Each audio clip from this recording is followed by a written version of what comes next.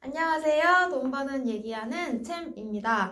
오늘은 제가 그동안 인베스트로그, 브이로그식의 영상을 통해서 제가 현재 증권사 애널리스트 직업을 퇴사를 하고 대학원 다니면서 공부를 하고 있다라는 말씀을 좀 드렸었는데요. 그때마다 여러분들이 영상 댓글에 아니 왜 애널리스트 관두고 퇴사한 이유가 뭐냐 이런 걸 궁금해 하시는 분들이 많았어요. 그래서 오늘은 이 제 퇴사의 이유, 개인적인 얘기들을 조금 공유를 해보려고 합니다.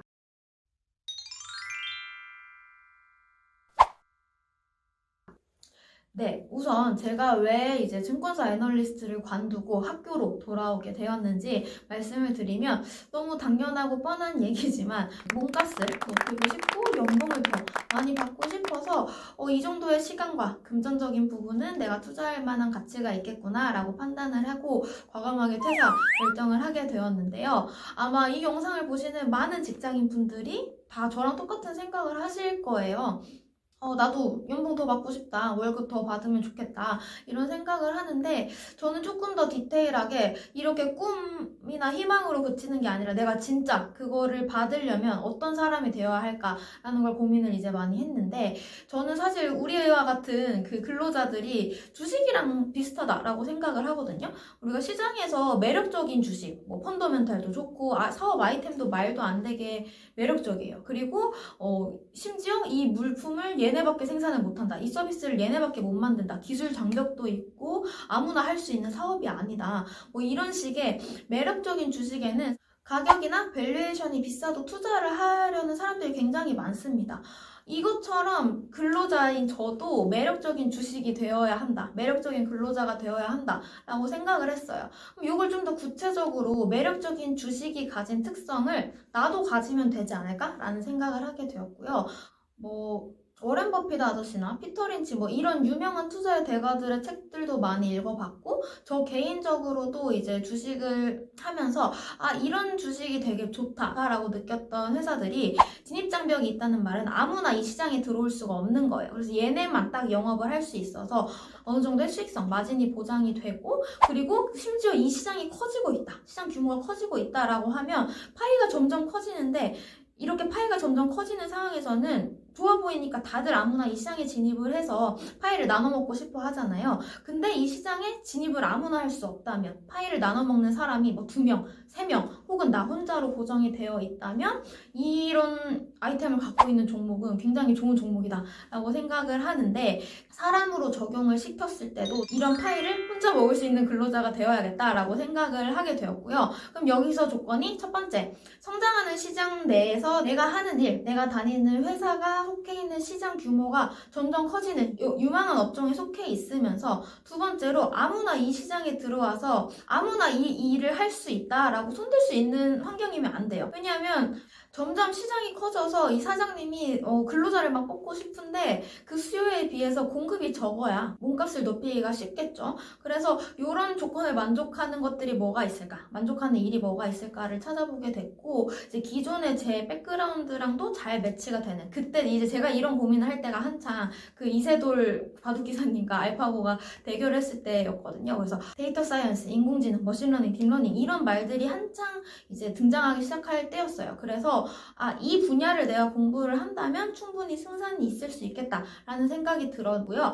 첫 번째 조건인 인공지능, 데이터 사이언스 관련돼서 시장이 점점 커지느냐. 이거는 수많은 기사들과 그리고 최근의 흐름을 보면 만족한다라는 걸 알 수가 있고 두 번째로 이 데이터 사이언스나 인공지능이라는 이 부분을 아무나 들어와서 내가 인공지능 전문가야 라고 할 수 있는 분야이냐에 대해서 그렇지 않은 분야이고 진입장벽이 굉장히 높은 분야이기 때문에 제가 석사과정 2년 혹은 박사과정까지 해서 5년 정도의 시간을 투자할 만한 가치가 충분히 있다라는 생각을 하고 과감하게 이제 퇴사 결정을 하게 됐었던 겁니다.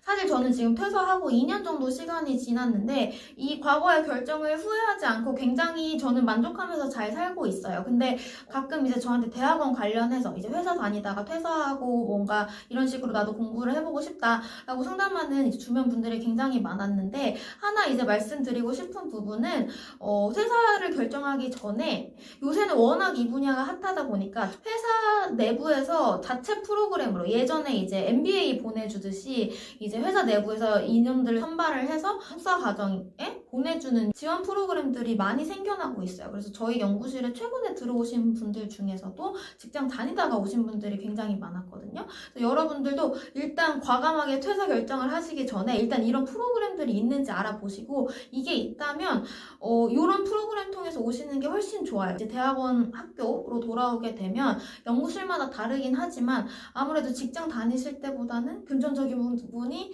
상당히 힘들어질 수 있습니다. 저도 굉장히 그런 게 힘들었었는데, 이런 걸 지원을 받으실 수 있다면 그런 환경 하에서 공부를 하시는 게 훨씬 더 여러분들이 이제 연구나 공부에 집중하시기 좋은 환경이 될 수 있기 때문에 요거를 먼저 권해드리고, 이런 프로그램들이 없다, 내 회사에서 지원도 안 해주는데 나는 꼭 이걸 해보고 싶다라고 하시면 그냥 막연한 생각으로 퇴사를 결정하시기보다는 첫 번째, 우선 인공지능 데이터 사이언스 쪽 관심 있으시면 제가 이 영상 통해서 뒷부분 쪽에 머신러닝, 딥러닝 관련해서 인터넷으로 풀려있는 무료 강의들이 굉장히 많아요. 그래서 그것들을 보시고 나는 이 공부를 정말 하고 싶다라는 생각이 드시는지를 먼저 생각을 해보시고, 두 번째로 이건 저도 굉장히 간과했었던 건데, 퇴사하기 전에 이제 수입이 없어지니까요. 향후 2년 동안, 석사과정 2년 동안에 내 현금 흐름과 비용 지출과 이런 것들을 미리 계산을 해서 이 정도면 내가 모아둔 돈을 얼마 정도 까먹는데 그치겠구나 라는 이제 생각을 했는데, 항상 유념하셔야 될 게 생각보다 이 금액, 비용 지출이 더 커질 수도 있고요. 사람 일이 어떻게 될지 모르는 거기 때문에 중간에 갑자기 급한 돈이 필요한 일이 생긴다던가 집안에 뭔가 일이 생긴다거나 하면 굉장히 이런 것들을 감당을 할 수가 없는 멘탈이 붕괴가 되는 상황이 오실 수 있기 때문에, 정말 현실적인 조언을 드리자면 금전적인 부분을 꼭 고민을 해보시고, 퇴사하시기 전에 회사를 다니실 때 비상금류를 땡기실 수 있게끔 마이너스 통장을 개설하고 신용카드들도 좀 발급을 해 놓으시고 퇴사하시는 걸 권해드립니다. 직장 다니시다 보면 간과하기가 되게 쉬운데요. 고정적인 수익이 없어지면 마이너스 통장, 대출, 카드, 신용카드 이런 것들을 발급받는데 어려움이 많이 생깁니다.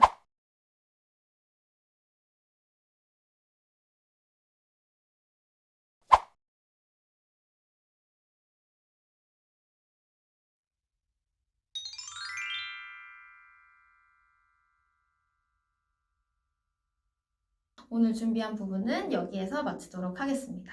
다음에도 좋은 콘텐츠로 돌아올게요.